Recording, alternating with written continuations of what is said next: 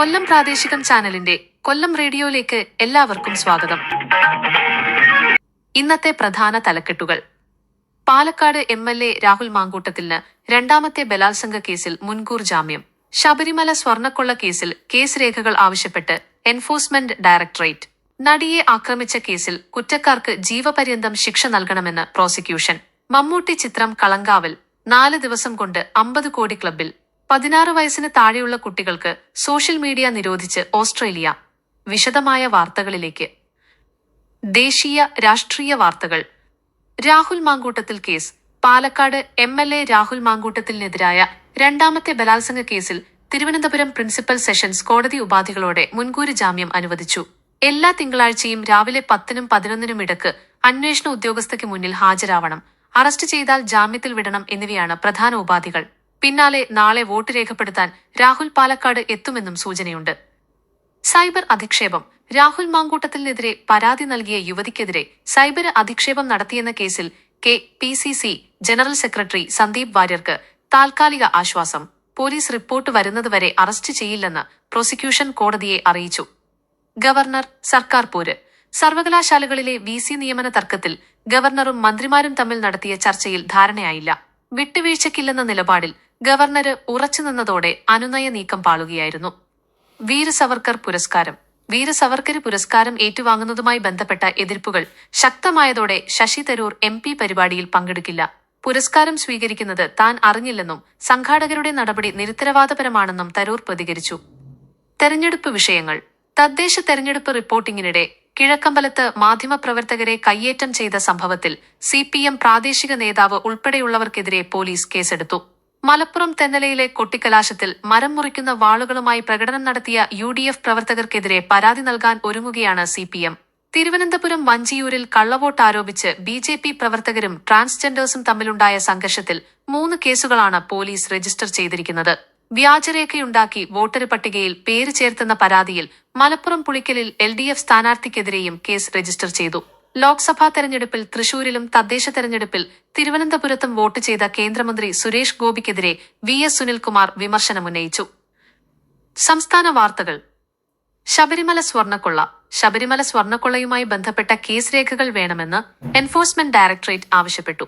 കള്ളപ്പണം വെളുപ്പിക്കൽ കേസാണിതെന്നും സ്വത്തുക്കൾ കണ്ടുകെട്ടാൻ അധികാരമുണ്ടെന്നും ED കോടതിയെ അറിയിച്ചു. സംഭവത്തിൽ മുൻ പ്രതിപക്ഷ നേതാവ് രമേശ് ചെന്നിത്തല SIT സംഘത്തിന് മൊഴി നൽകും. നടിയെ ആക്രമിച്ച കേസ്. നടിയെ ആക്രമിച്ച കേസിൽ കുറ്റക്കാരാണെന്ന് കോടതി കണ്ടെത്തിയ 6 പ്രതികൾക്കും ജീവപര്യന്തം ശിക്ഷ ലഭിക്കണമെന്ന് പ്രോസിക്യൂഷൻ ആവശ്യപ്പെടും. UDF കൺവീനര് അടൂർ പ്രകാശ് ദിലീപിനെ പിന്തുണച്ച് നടത്തിയ പ്രസ്താവനയ്ക്കെതിരെ മന്ത്രി V ശിവൻകുട്ടിയും K മുരളീധരനും രംഗത്തെത്തി. കൊലപാതകം. മലയാറ്റൂരിൽ 19കാരി ചിത്രപ്രിയയുടെ മരണം കൊലപാതകമെന്ന് പോലീസ് സ്ഥിരീകരിച്ചു. സംശയത്തെ തുടർന്ന് ആൺസുഹൃത്ത് അലൻ കല്ലുകൊണ്ട് തലക്കടിച്ച് കൊലപ്പെടുത്തുകയായിരുന്നു. മറ്റെന്തുകൊണ്ട്? സംവിധായകൻ PT കുഞ്ഞുമുഹമ്മദിനെതിരായ ലൈംഗികാതിക്രമ കേസിൽ പരാതിക്കാരിയുടെ മൊഴി രേഖപ്പെടുത്തി. ഇന്ന് മജിസ്ട്രേറ്റിന് മുന്നിൽ രഹസ്യമൊഴി രേഖപ്പെടുത്താൻ പോലീസ് അപേക്ഷ നൽകും. കശുവണ്ടി വികസന കോർപ്പറേഷൻ അഴിമതി കേസിൽ പ്രതികളെ പ്രോസിക്യൂട്ട് ചെയ്യുന്നത് സംബന്ധിച്ച നിലപാടറിയിക്കാൻ ഹൈക്കോടതിയിൽ CBI കൂടുതൽ സമയം തേടി. ബിസിനസ് ടെക്നോളജി വാർത്തകൾ. നിക്ഷേപം. ഇന്ത്യയിലേക്ക് വൻ നിക്ഷേപം പ്രഖ്യാപിച്ച് ആമസോൺ.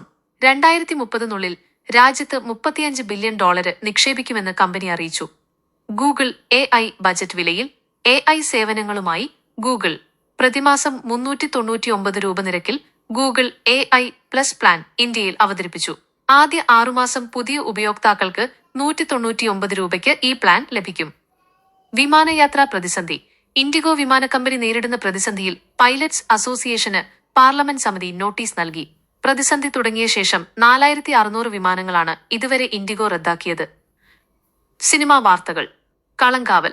മമ്മൂട്ടി, വിനായകൻ എന്നിവർ പ്രധാന കഥാപാത്രങ്ങളെ അവതരിപ്പിച്ച കളങ്കാവൽ റിലീസ് ചെയ്ത് 4 ദിവസം കൊണ്ട് 50 കോടി ക്ലബിൽ ഇടം നേടി.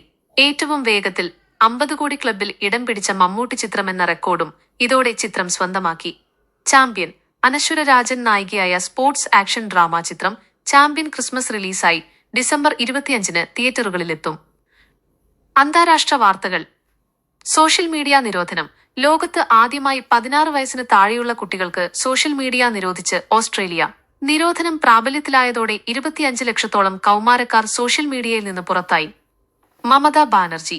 ഗ്രാമീണ തൊഴിലുറപ്പ് പദ്ധതി സംബന്ധിച്ച കേന്ദ്ര സർക്കാരിന്റെ പുതിയ മാർഗനിർദ്ദേശങ്ങൾ തള്ളി പശ്ചിമ ബംഗാൾ മുഖ്യമന്ത്രി മമതാ ബാനർജി പൊതുയോഗത്തിൽ സർക്കുലർ കീറിയെറിഞ്ഞു പ്രതിഷേധിച്ചു. ശമ്പള വർധന. ഒഡീഷ സർക്കാർ സംസ്ഥാനത്തെ MLA-മാർക്കുള്ള പ്രതിമാസ ശമ്പളം 3 മടങ്ങിലേറെ വർദ്ധിപ്പിച്ചു. 1.11 ലക്ഷത്തിൽ നിന്ന് 3.45 ലക്ഷമായാണ് വർദ്ധിപ്പിച്ചത്. വിനിമയ നിരക്ക്. ഇന്നത്തെ വിനിമയ നിരക്കുകൾ ശ്രദ്ധിക്കുക. $1 89 രൂപ 93 പൈസ, 1 പൗണ്ടിന് 119 രൂപ 77 പൈസ, യൂറോയ്ക്ക് 104 രൂപ 78 പൈസ എന്ന നിരക്കിലാണ് ഇന്നത്തെ വിനിമയം. UAE ദിർഹമിന് 24 രൂപ 46 പൈസയും സൗദി റിയാലിന് 23 രൂപ 96 പൈസയുമാണ് ഇന്നത്തെ നിരക്ക്. ഇതോടെ ഇന്നത്തെ പ്രധാന വാർത്തകൾ പൂർണ്ണമാകുന്നു. കൂടുതൽ വാർത്തകളുമായി നാളെ ഇതേ സമയം വീണ്ടും കേൾക്കാം. വാർത്തകൾ തയ്യാറാക്കിയത് രജനീഷ് മൈനാഗപ്പള്ളി. കേൾവിക്ക് നന്ദി.